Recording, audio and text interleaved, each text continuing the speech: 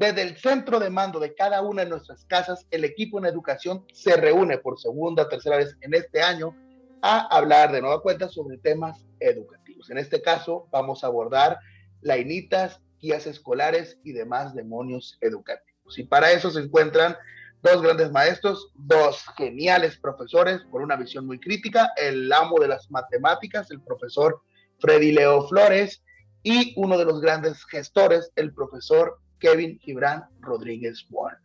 Y empezamos saludando y regresamos a la presencialidad. Profesor Kevin, ¿cómo se encuentra? ¿Qué tal, Jorge Iván? Excelente, un saludo, Freddy. Aquí vamos a iniciar platicando un poquito sobre este tema tan importante como es el regreso a las actividades presenciales y lo que conlleva, ¿no? La planeación, la organización de las actividades, cómo se tiene que hacer o cómo se está presentando, ¿no? Actualmente, ¿no? Un saludo para todos y pues con mucho entusiasmo vamos a platicar ahorita sobre eso. Ok, un tema bastante escabroso, profesor, que tienen las dos perspectivas, tanto el regreso a clases como pues este asunto de la planeación y las guías. Profesor Freddy Leo Flores, ¿cómo se encuentra? Muy bien, Chavarín, Kevin, qué gusto estar aquí nuevamente. Público en general que sigue nuestro espacio, pues sí, como mencionan, temas muy delicados. Es necesario abordarlo de una perspectiva crítica porque creo que ambas cosas, ¿no? Si hablamos del regreso a clases de manera presencial, ya inminente desde hace algún tiempo atrás, se veía venir y se llegó el momento. Ahora falta ver si se mantiene. Y el tema de las planeaciones y todo lo que eso conlleva, ¿no? Que muchas veces se constituye o se convierte en un instrumento más de carga administrativa y eso obliga ocasionalmente o en muchos casos a que el docente busque otras alternativas como la compra de planeaciones, las planeaciones colectivas, el trabajo, planeaciones de otros grados anteriores que como que las actualizamos, las descargamos de algún portal en específico y pues hay cosas buenas y malas. Que es un punto muy importante, porque no es solo ver el lado malo, sino también el lado bueno y a veces hasta donde caemos en vicios. ¿Por qué empezamos con el tema de la planeación? Porque justamente este lunes iniciaron las clases presenciales fuerte, ya no hablamos de una presencialidad, no solo hablando en primaria, también hablando en secundarias, en preparatoria, ya no hablamos un nivel escalonado como se creía en un principio, principalmente en las universidades y preparatorias, sino ya hablamos de un regreso más fuerte, ya se ve un llamado fuerte al magisterio en todos los niveles para iniciar fuerte con la presencialidad. Profesor Kevin, ¿usted cree que es el momento para iniciar ya este éxodo a las escuelas, este regreso a las escuelas, o es un regreso, como muchos maestros califican, un poco fuerte, un poco disperso, muy abrupto? Mira, creo que así como ya nos ha enseñado la pandemia, que no es ya un tema reciente, se ha comportado de diferente forma y ha atacado de diferente manera a diferentes comunidades educativas. Creo que en la mayoría de los planteles se tiene que buscar una estrategia donde las actividades presenciales retomen protagonismo. Habrá diferentes estrategias dependiendo de la cantidad de estudiantes, dependiendo del número de estudiantes que necesitan o a quienes se les prioriza la atención. Y me parece que es un momento, ya es el momento justo donde ya se nos ha enseñado tanto para buscar esa nueva normalidad dentro de los planteles. Creo que es el momento justo porque ya conocemos cómo se comporta el virus, ya conocemos cuáles son las situaciones que conllevan un riesgo de contagio fuerte, y me parece que en ese sentido los únicos planteles que podrían considerar detener o pausarse un poquito son aquellas que no se encuentran en condiciones, pero realmente no se encuentran en condiciones. Con esto me refiero a aquellas escuelas a las que les hace falta un suministro de agua potable, aquellas escuelas que quizás no tengan luz eléctrica. Solamente en esos casos es en aquellas escuelas donde ni pensarse un regreso a clases todavía. Y es ahí donde las autoridades correspondientes pues deberían de ayudar.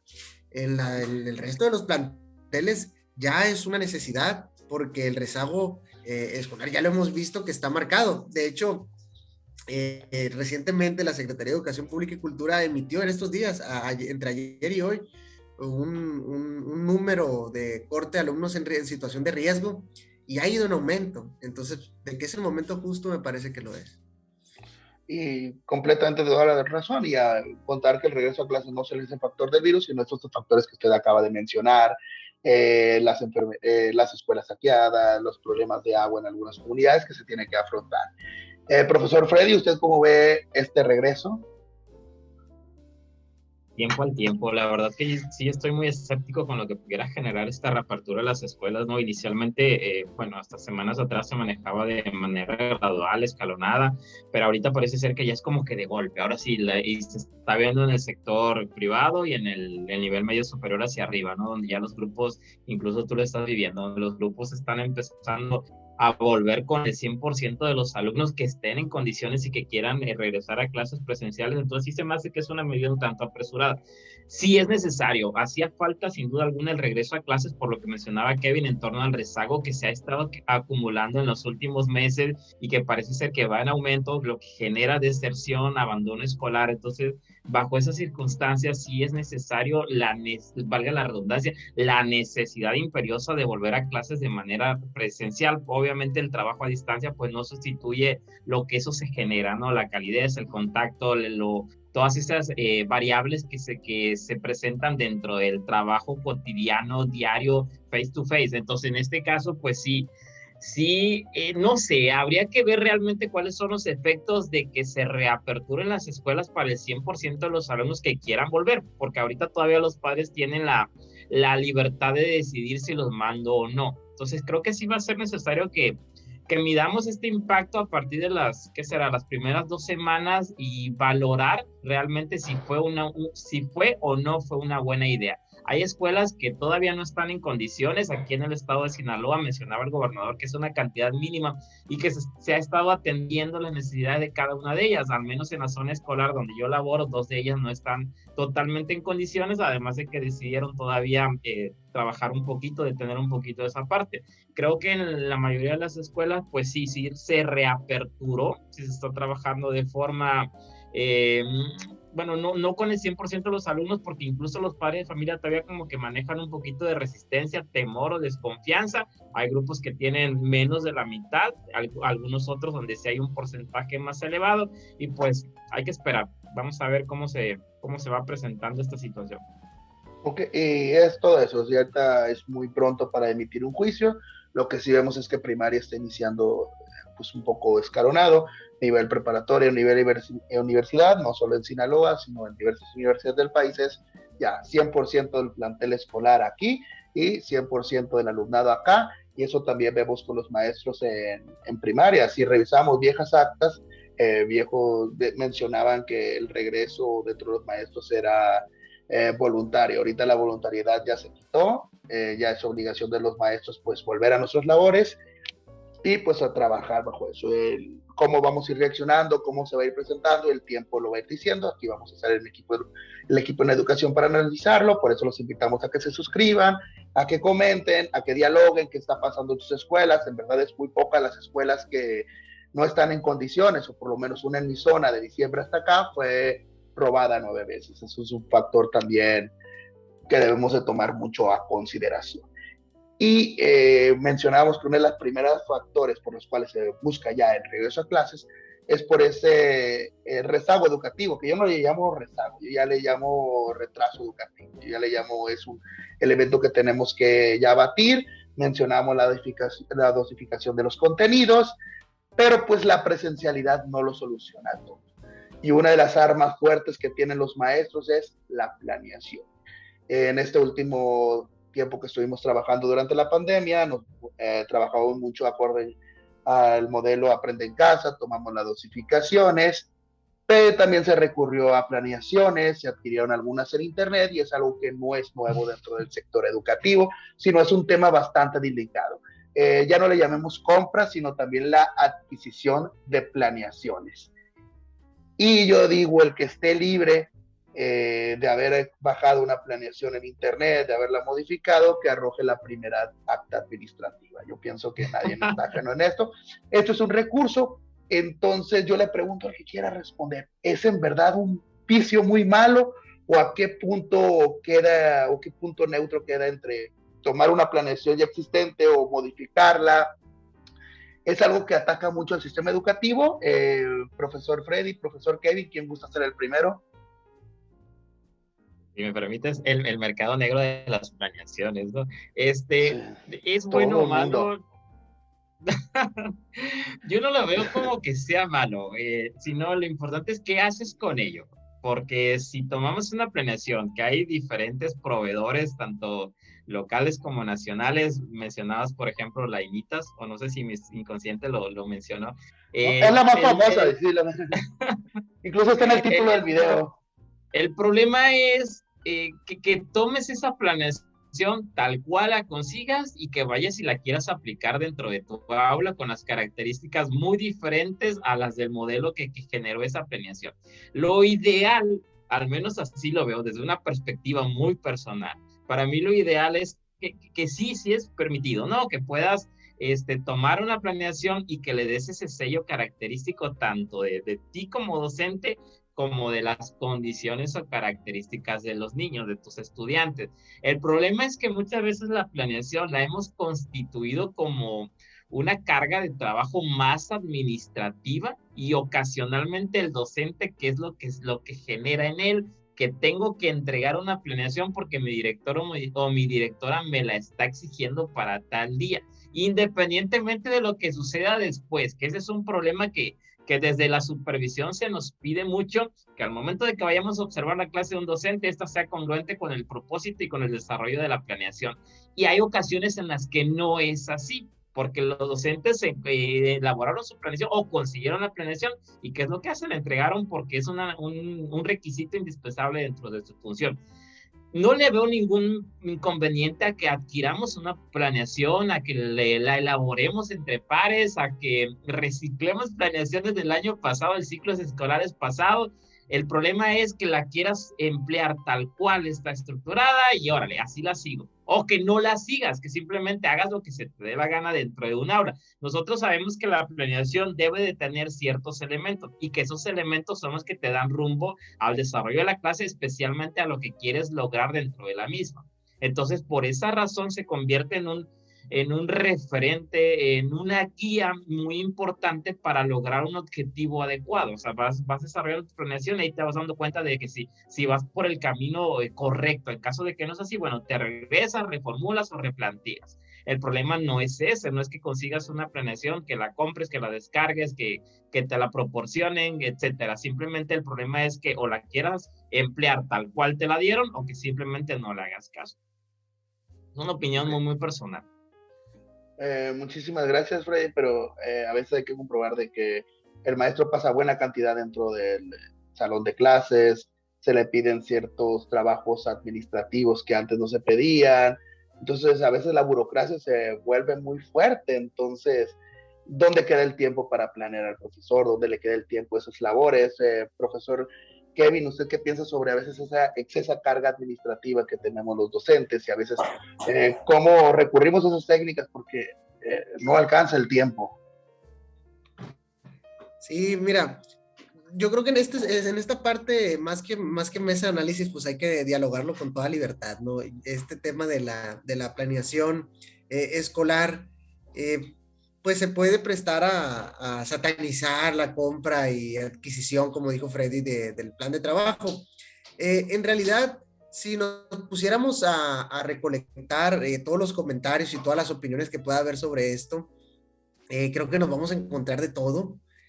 Y pues yo coincido con Freddy. En realidad no le veo tanto mal a que sea un plan de trabajo adquirido, comprado de otra parte. Sin embargo, me parece que el saber planear una clase es tan indispensable como la práctica docente misma, porque es en la planeación en donde se conoce la meta a la que se pretende lograr y los recursos con los que se cuenta y lo que se va a hacer. Entonces es como una especie de guión, ¿no? Esto hablando de la bondad, de utilizar un plan de trabajo.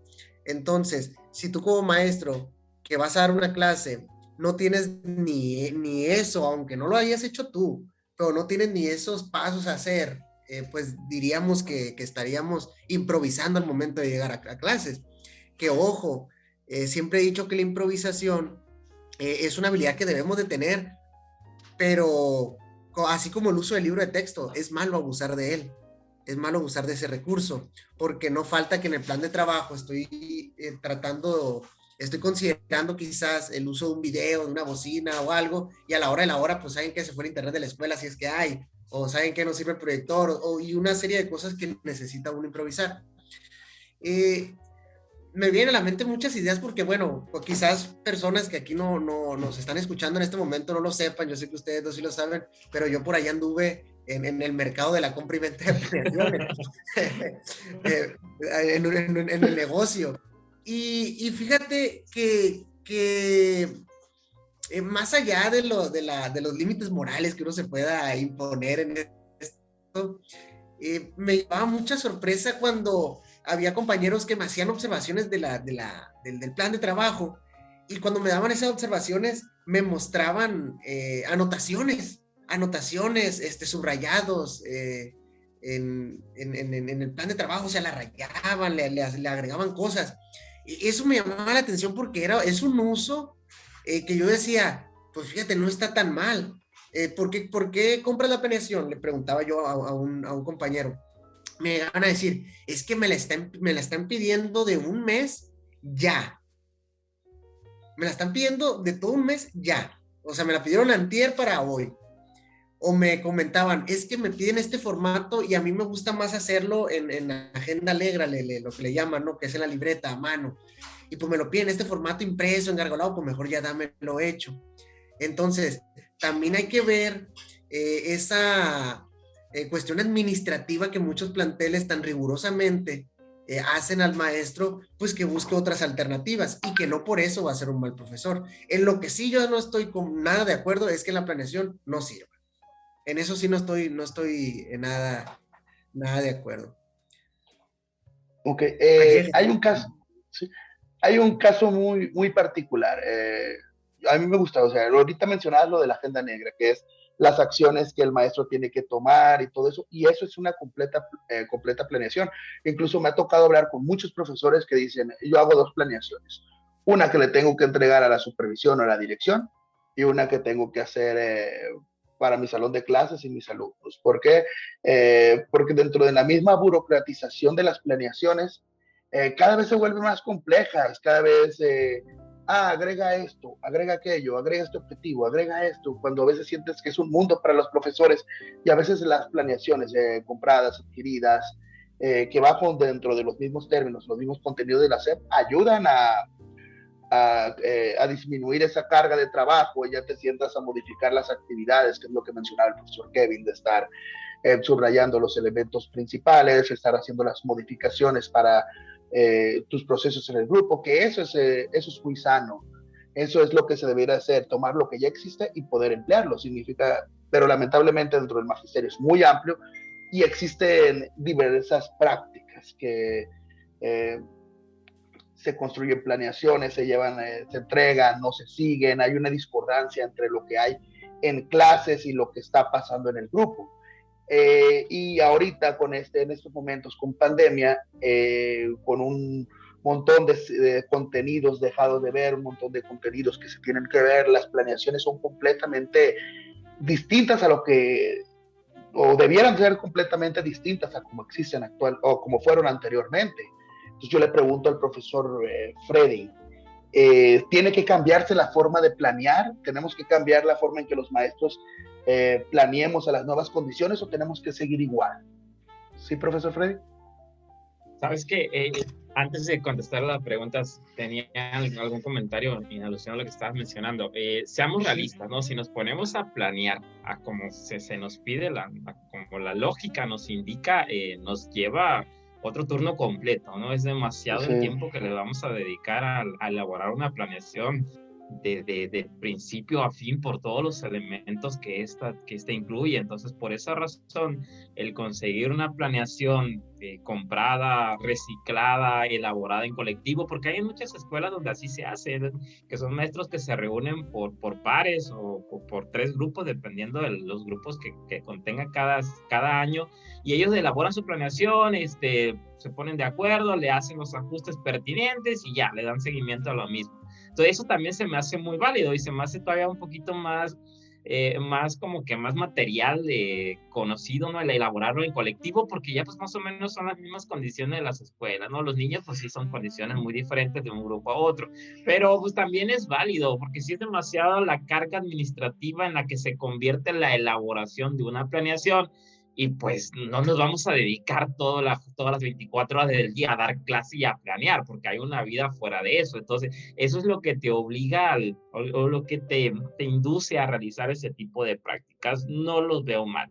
Lo otro es que, obviamente, no es que tengamos que cambiar la dinámica de la planeación a partir de las condiciones en las que llegan nuestros estudiantes. Simplemente si tenemos que replantear, y ahí sí es aún más necesario darle un sello personal a una planeación comercial, porque tus alumnos traen un rezago muy fuerte y ese rezago varía mucho de un contexto a otro por todo lo que se ha vivido en los últimos años. Entonces, con mucha más razón, tienes que modificar o replantear una planeación a partir de las condiciones en las que se encuentran tus estudiantes, porque si tomas una planeación semana, ¿qué estamos? Semana 22, más o menos, 21, 22 de ciclo escolar, tomas esa planeación, la quieres aplicar en tu grupo, pues obviamente te va a tronar, porque hay condiciones en donde los alumnos no saben leer, no saben escribir, estamos hablando de tercero, cuarto, quinto, sexto grado. Entonces, aplicar una planeación comercial donde venga la dosificación de contenidos para la semana en la que estamos trabajando y quererla llevar a tu grupo, pues no te funcionaría.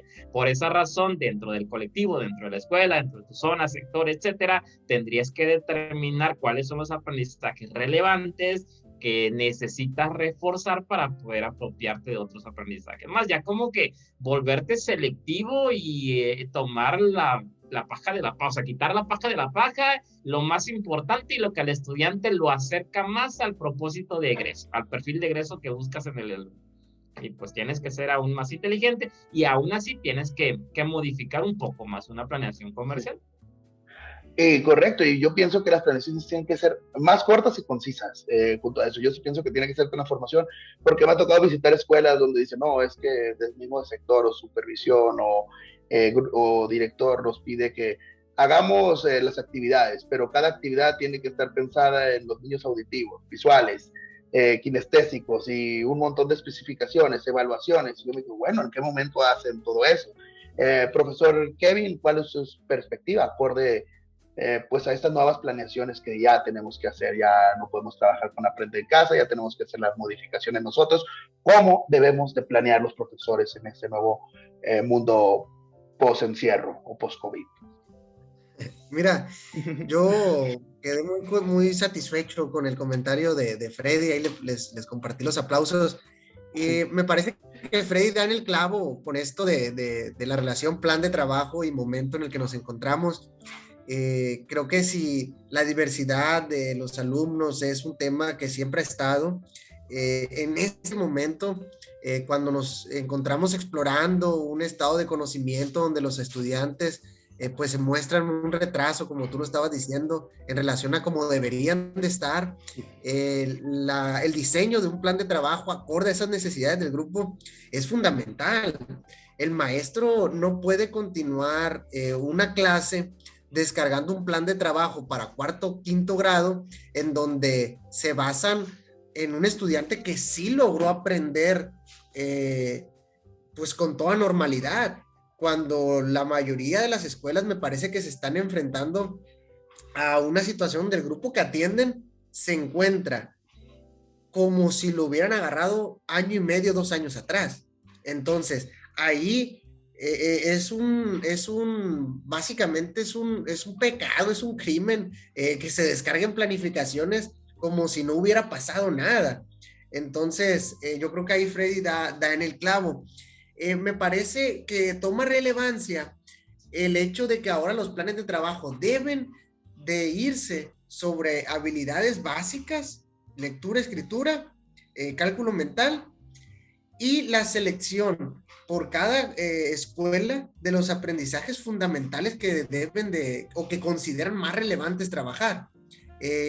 Sabemos que de parte de la autoridad educativa local, pues se hace un ejercicio así por parte de la mesa técnica, pero yo hablo de que como plantel también realizar ese ejercicio y sobre eso actuar en el plan de trabajo.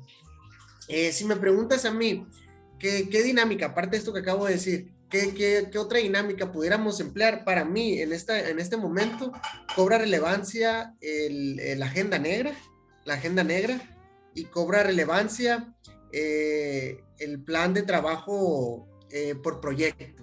El plan de trabajo por proyecto, independientemente de que si fuera una escuela de tiempo completo o no era. Independientemente de eso, yo creo que el aprendizaje basado en proyectos hace que los aprendizajes fundamentales o los más importantes, de acuerdo a la comunidad en la que se encuentra la escuela, tomen relevancia.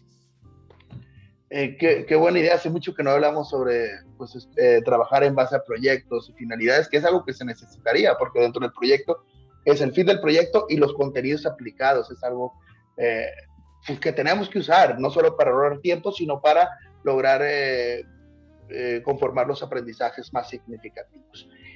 Como último parte de la conversación, hay otro fenómeno muy plausible dentro de la educación mexicana, que es la guía dependencia. Llámese Montenegro, llámese Código, hay un exceso de maestros por mantener junto al libro de texto una guía. ¿Cómo ve ese fenómeno, profesor Kevin? Esa guía dependencia que a veces se ve dentro del sistema educativo. Mira, como todo, el libro de texto, el uso excesivo del libro de texto, el uso excesivo de las copias, el uso excesivo de la guía, en exceso, pues claro que pues es malo, no lleva a una didáctica sana, por llamarla de alguna forma, dentro de los planteles. Las guías, híjole, es un tema que ha causado muchos problemas y de todo tipo dentro de las escuelas. Problemas incluso con la cooperación para pagar la guía, el uso excesivo, que algunas guías anexan plan de trabajo, anexan pues instrumentos que apoyan, ¿no?, la labor. El problema es que se les tome como un único elemento, ¿no? Me haces recordar esta etapa que pasamos donde esta etapa de regularización donde todavía no se usaban los libros de texto. Las guías fueron un elemento trascendente en el trabajo durante esa etapa de regularización, porque aparte se actualizaron muchas guías, muchas editoriales Montenegro se actualizaron a las necesidades del día y se hicieron con base considerando esa etapa, ¿no? Me parece que es como todo, caer en el exceso de un material de apoyo es perjudicial. Okay. Muchas gracias, profesor Kevin, y pues ya escucharon Santillana, Montenegro, hagan guías convexas a las necesidades actuales.